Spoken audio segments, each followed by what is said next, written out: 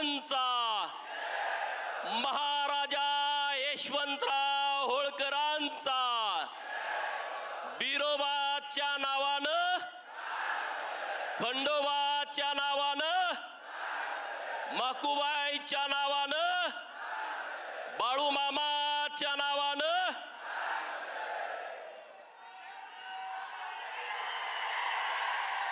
आज 31 मे अखंड हिंदुस्थानातील शेकडो कोटी हिंदूंचं आराध्य दैवत राष्ट्रमाता पुण्यश्लोक अहिल्यादेवी होळकर यांची जयंती, या जयंतीच्या निमित्तानं आपल्या सर्वांच्या वतीनं मी अहिल्यादेवींच्या चरणी कोटी कोटी अभिवादन करतो। अहिल्यादेवींना अभिवादन करण्यासाठी आज सकाळी राज्याचे लोकप्रिय मुख्यमंत्री देवाभाऊ हे चौंडीमध्ये येऊन अहिल्यादेवींच्या चरणी नतमस्तक होऊन, दिल्लीला काही कार्यक्रम असल्यामुळं आजच्या या सभेला उपस्थित राहू शकले नाहीत। दुसरे राज्याचे नेते, लोकप्रिय उपमुख्यमंत्री, अनाथाचा नाथ एकनाथरावजी शिंदे साहेब व्यासपीठावरती आहेत, ज्यांच्या अध्यक्षतेखाली ही जयंती होते। ते आपल्या सर्वांचे नेते, महाराष्ट्राच्या विधान परिषदेचे सभापती माननीय राम शिंदे साहेब व्यासपीठावरती आहेत। अहिल्यादेवींची चौंडी डेव्हलप झाली पाहिजे, लोकांना कळली पाहिजे, म्हणून रात्रंदिवस ज्यांनी मेहनत घेतली ते आपल्या सर्वांचे आदरणीय अण्णासाहेब डांगे साहेब हेही व्यासपीठावरती आहेत। माननीय जयाभाऊ गोरे, माननीय शिवेंद्र महाराज भोसले, माननीय दत्ता मामा भरणे, माननीय सुनेत्राताई वहिनी हे सगळे मंत्री महोदय येऊन गेलेले आहेत। व्यासपीठावरती सर्व मान्यवर आहेत, मी जास्तीचा वेळ घेत नाही। परंतु आज आपण इतक्या उत्साहामध्ये, आनंदामध्ये चौंडीला आपण येत असतो। मित्रांनो, ही चौंडी ही पुण्यभूमी आहे, ही क्रांतिकारी भूमी आहे, हे आपलं ऊर्जा स्थान आहे, हे आपलं स्फूर्ती स्थान आहे, हे आपल्या सगळ्यांच्या जीवनामध्ये परिवर्तन करण्याची ताकद असणारं हे चौंडी हे स्थान आहे। ही तीर्थभूमी आहे।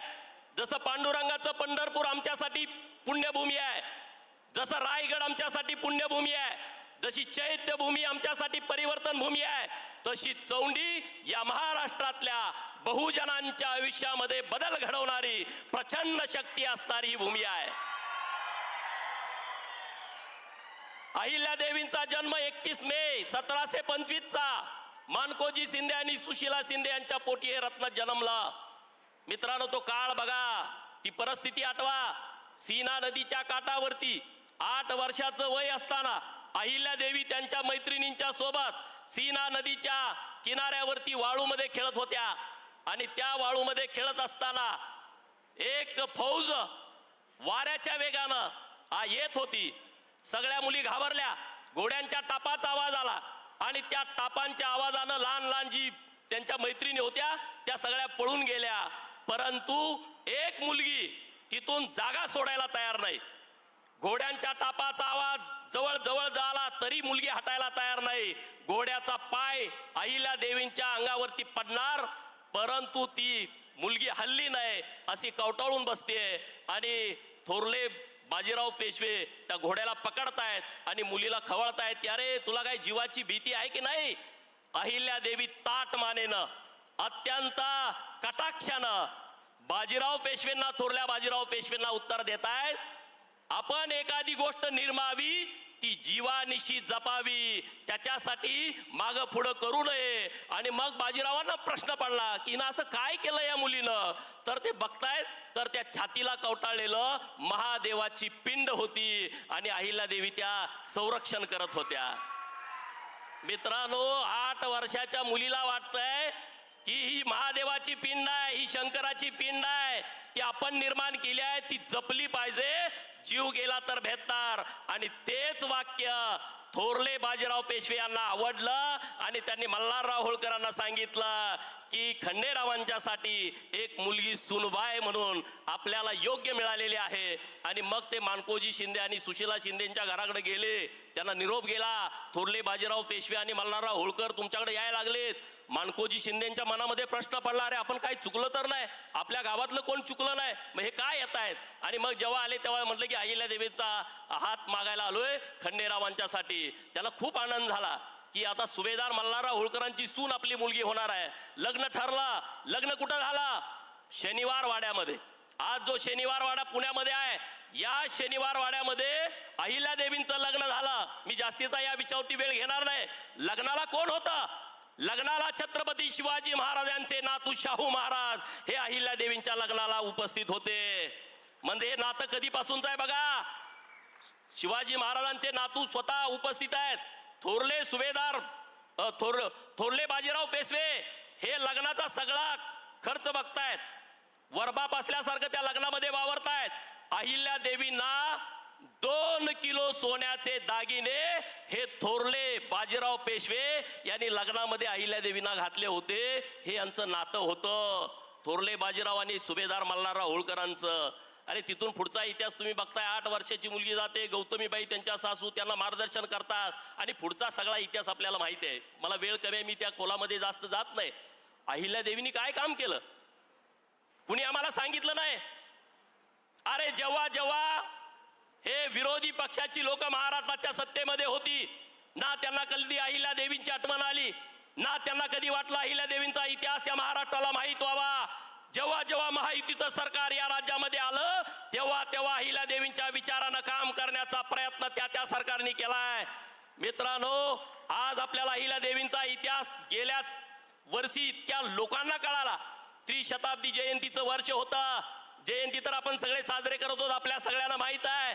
परंतु गेल्या वर्षीचं त्रिशताब्दी जयंतीचं वर्ष तुम्ही आम्ही बघितलं. नरेंद्र मोदी साहेबांनी दिल्लीमध्ये बैठक घेतली 10 मे 2025 ला. अखंड देशातले सगळे मुख्यमंत्री त्या बैठकीला उपस्थित होते आणि त्या बैठकीचा एकच विषय होता की त्रिशताब्दी जयंतीचं वर्ष देशभर साजरं करायचं. देशभर शक्य नाही बाबांनो हे. आज पण मी तुमच्याशी बोलत असताना अख्ख्या देशामध्ये जयंतीचा कार्यक्रम होतोय. मित्रांनो, या साध्या सोप्या गोष्टी नाही आहेत. याच व्यासपीठावरती 2023 ला राज्याचे मुख्यमंत्री एकनाथ शिंदे साहेब, राज्याचे लोकप्रिय उपमुख्यमंत्री देवाभाऊ यांच्या उपस्थितीमध्ये तुमचे सगळे लाखो लोक इथं होती. तुमच्या समक्ष माननीय प्राध्यापक राम शिंदे सर आणि मी भावना व्यक्त केली की अहमदनगरचं नाव बदलावं आणि अहिल्यानगर करावं. मित्रांनो, एखाद्या गावामध्ये तुम्ही बोर्ड लावायला जावा, महाराष्ट्रामध्ये वाद तयार होतोय. राज्यातला सर्वात मोठा जिल्हा, राजकीय दृष्ट्या संवेदनशील, या जिल्ह्याचं नाव 16 महिन्यामध्ये बदललं. मी तुम्हाला धन्यवाद देतो सरकारला, देवाभावना देतो, एकनाथ शिंदे साहेबांना देतो. ही भावना हृदयातून असल्याशिवाय हे काम होत नाही. स्वतः हिंदू हृदय सम्राट बाळासाहेब ठाकरे 88 ला बोलले होते, औरंगाबादला मी औरंगाबाद म्हणणार नाही, संभाजीनगर म्हणणार. परंतु 88, 98, 2008, 2018 आणि 2022 ला औरंगाबादचं नाव बदललं आणि धर्मवीर छत्रपती संभाजीनगर ठेवलं. हिंदू हृदय सम्राट आणि बोलल्याच्या नंतर एवढी वर्ष लागली. मित्रांनो, अहिल्यादेवींच्या प्रति स्वच्छ भावना असल्याशिवाय असले निर्णय होऊ शकत नाहीत. ते निर्णय आपल्या सरकारने घेतलेले आहेत. बाकीच्या योजनावरती मी जात नाही. माझ्या काही मागण्या आहेत सरकारकडं, कारण हे सरकार आपल्या बाजूच आहे. अहिल्यादेवींनी जे काम केलंय, नुसतं मंदिरं बांधायचं काम नाही केलं.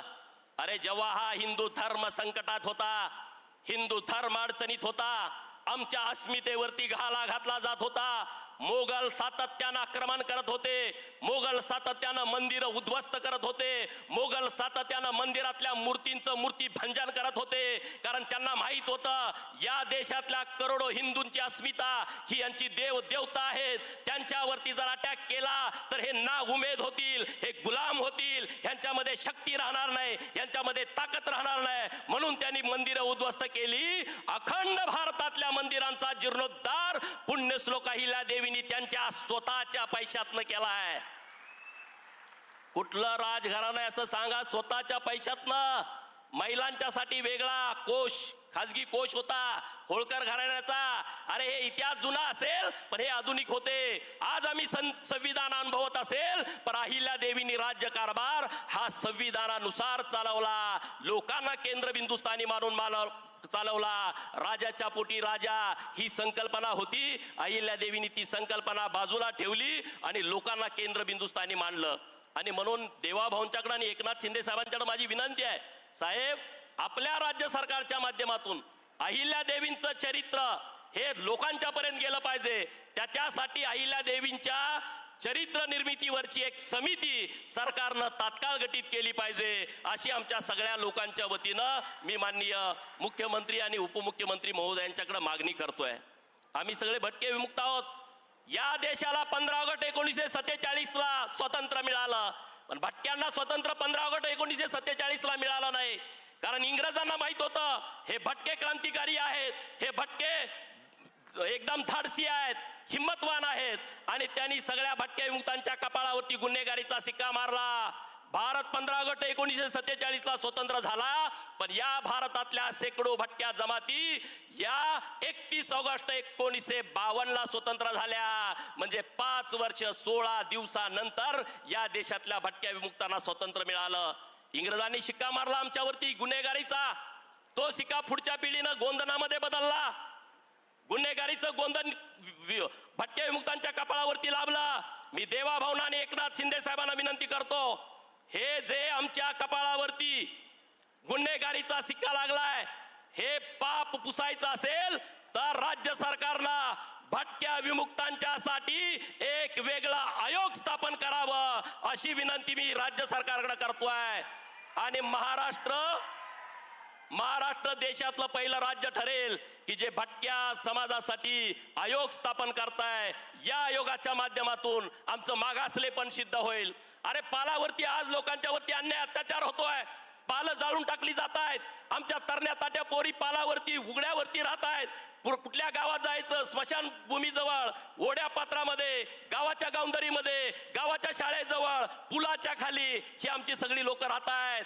यांच्यावरती अन्याय अत्याचार होतोय. पुण्यामध्ये परवा प्रकरण घडलं, हे माननीय मुख्यमंत्री महोदयांच्या कानावरती घातला आणि माननीय मुख्यमंत्री महोदयांनी तात्काळ निर्णय घेतला.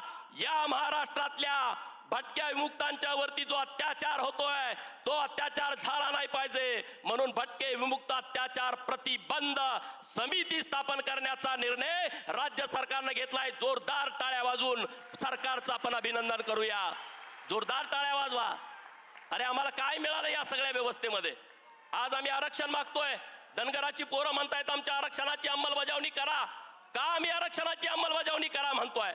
जिसकी जितनी संख्या भारी उसकी उतनी भागीदारी या तत्वावरती आम्हाला न्याय मिळत नाही. किती आमदार आहेत आमचे? कुठल्या कुठल्या पार्टी आम्हाला तिकीट देतात? नाही आम्हाला तिकीट मिळत. तिकीट मिळालं तर निवडून यायची आमच्याकडे ताकद नाही, आमच्यामध्ये क्षमता नाही.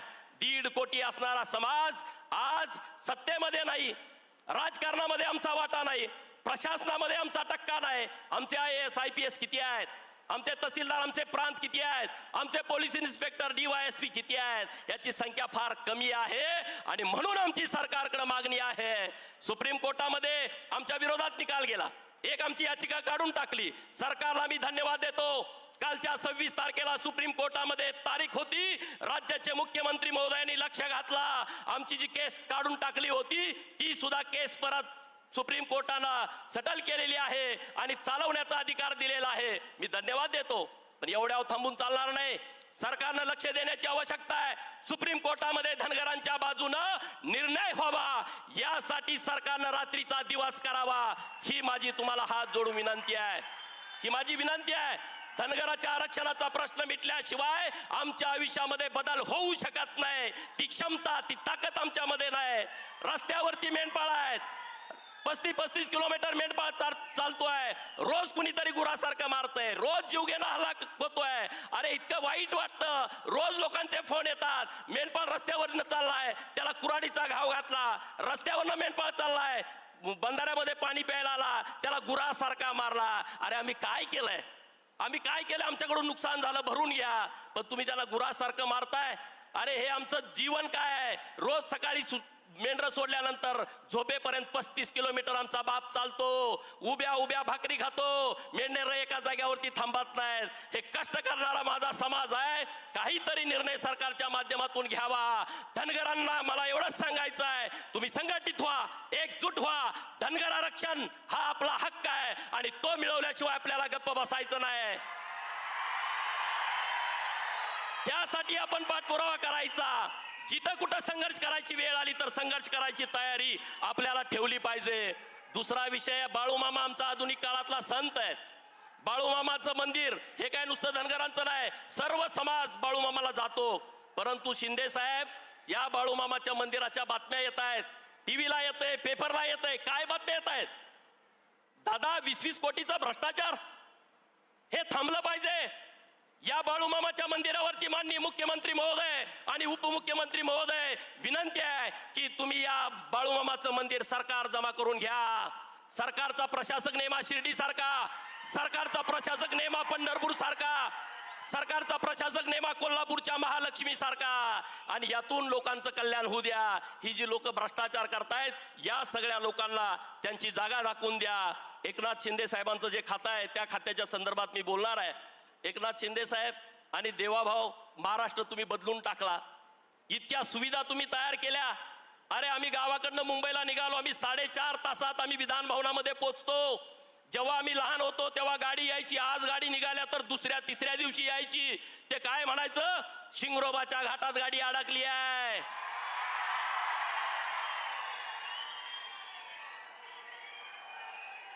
काय म्हणायचे, सिंगरोबाच्या घाटामध्ये ट्रॅफिक लागलं. साहेब, सिंगरोबाला दर्शन घेतल्याशिवाय, सिंगरोबाला 1 रुपया, 5 रुपये, 10 रुपये टाकल्याशिवाय कुठलाही गाडीवाला पुढे जात नव्हता. आता 95-99च्या काळामध्ये एक्सप्रेस हायवे तयार झाला. सिंगरोबाकडे जाणाऱ्या वाहनांची संख्या कमी झाली. त्याच्या पुढे तुम्ही देवाभावानी तुम्ही गेला. तुम्ही आता कनेक्टिंग लिंक तयार केलेली आहे. 5 मिनिटामध्ये आम्ही तिथून जातोय. अरे, सिंगरोबा कोण आहे? शिंगरोबा नुसता धनगर नाही, शिंगरोबा एक राष्ट्रभक्त आहे. शिंगरोबा नुसता मेंढपाळ नाही, शिंगरोबा देशासाठी हुतात्मा झालेला पहिला या देशातला हुतात्मा आहे.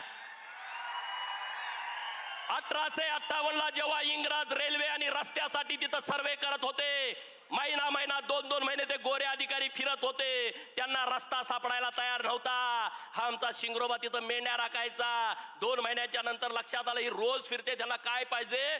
त्याने विचारलं, त्यांना इंग्रजी येत नव्हतं, मध्यस्थाला विचारते, म्हणजे यांना रस्ता पाहिजे. हे आता इथला नाद सोडून चाललेले आहेत, रेल्वे आणि रस्ता करायचा आहे. शिंगरोबा म्हणला, माझ्या मागे या, मी रोज या सह्याद्रीच्या कडाकपाऱ्या पायाखाली तुडवतोय. आणि एकदाच नुसता शिंगरोबा त्या रस्त्यावरनं गेला आणि तो रेल्वे मार्ग आणि रस्ता तयार झाला. मित्रांनो, मग त्या इंग्रजांनी विचारलं, तुला बक्षीस काय हवाय? शिंगरोबा म्हणतोय, तो शाळेत गेला नाही, शिकला नाही, इंग्लिश मीडियमचा विद्यार्थी नाही, मेंढ्या राखणारा माझा शिंगरोबा म्हणतोय, मला बक्षीस नको, तुम्ही माझ्या देशाला स्वतंत्र द्या.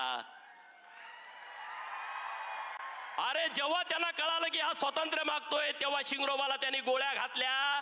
माझी विनंती आहे तुमच्याकडं, आज तुम्ही एवढी मोठी कनेक्टिंग लिंक तयार केलेली आहे, शिंगरोबाचं नाव जर देता आलं तर आमच्या सगळ्या लोकांच्या वतीनं मी तुम्हाला विनंती करतो, मी माननीय देवाभावना विनंती करतो.